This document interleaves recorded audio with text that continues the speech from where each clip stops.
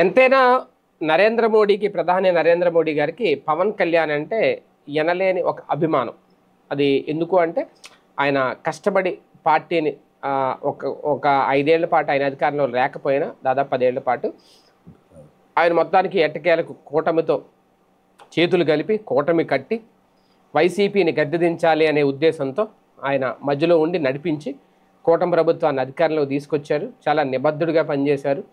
అందుకే నరేంద్ర మోడీ అంటే కూడా అంత అభిమానం పవన్ కళ్యాణ్ గారికి. పవన్ కళ్యాణ్ అన్నా కూడా మోడీ గారికి అదే అభిమానం. ఎక్కడికక్కడ వాళ్ళిద్దరూ కలిసినప్పుడు ఆ ప్రత్యేకత అయితే కనిపిస్తుంది. మొన్న ఇక్కడ వచ్చినప్పుడు కూడా అంతే. ఆ రోజు ఆయన కొంచెం దగ్గుతుంటే పిలిచి ఆయన హాల్స్ సంబంధించి ఏదో ట్యాబ్లెట్ ఏదో ఇచ్చారట, విక్స్ లాంటిది. అది కూడా బాగా వైరల్ అయింది. అంటే వ్యక్తిగతంగా పవన్ ఏదో ఒక సొంత సోదరుడిలాగా, లేదంటే పవన్ ఒక సొంత కొడుకులాగా ఏదో చూసుకుంటారు ఆయన నరేంద్ర మోడీ.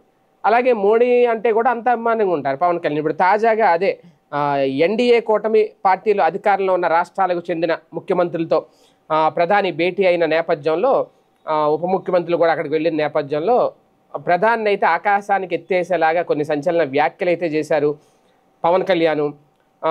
రాష్ట్రానికి కేంద్రం ఇస్తున్న ప్రోత్సాహం గురించి చర్చించారు. ఈ క్రమంలోనే 555 కోట్లతో గ్రామీణ సడక్ యోజనను ముందుకు తీసుకెళ్తున్నామని కూడా చెప్పుకొచ్చారు.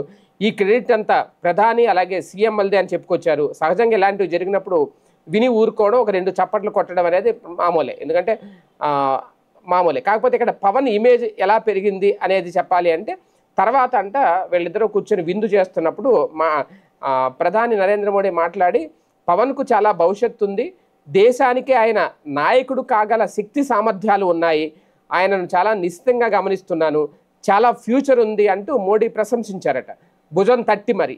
అంటే ఇదే కీలకం. సహజంగానే రాజకీయాల్లో ఒకరినొకరు పొగుడుకోవడం అనేది ఉంటుంది, కానీ వాస్తవాన్ని ఆధారంగా చేసుకొని ఆయన చేసిన కామెంట్లు ఏవైతే ఉన్నాయో, అంటే ముఖస్థుతిగా చేసిన వ్యాఖ్యలకు తేడా ఉన్నట్టుగానే పవన్ విషయంలో కూడా మోడీ ఆధారాలను ఆధారం చేసుకొని పవన్ చేసిన వ్యాఖ్యలు ఏవైతే ఉన్నాయో వాటిని ఆయన ప్రశంసించడం ఒక రకంగా పవన్ ఇమేజ్ని మరింత పెంచాయి మోడీ ప్రశంసలతో అనేది ఇప్పుడు ప్రచారం.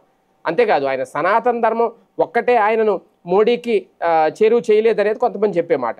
ఆయన అనుసరిస్తున్న విధానాలు, అలాగే గిరిజనులు, గ్రామాలు అంటూ చేపడుతున్న కార్యక్రమాలు, ఇలాంటివన్నీ కూడా మోడీకి పవన్ని మరింత చేరువ చేస్తున్నాయట.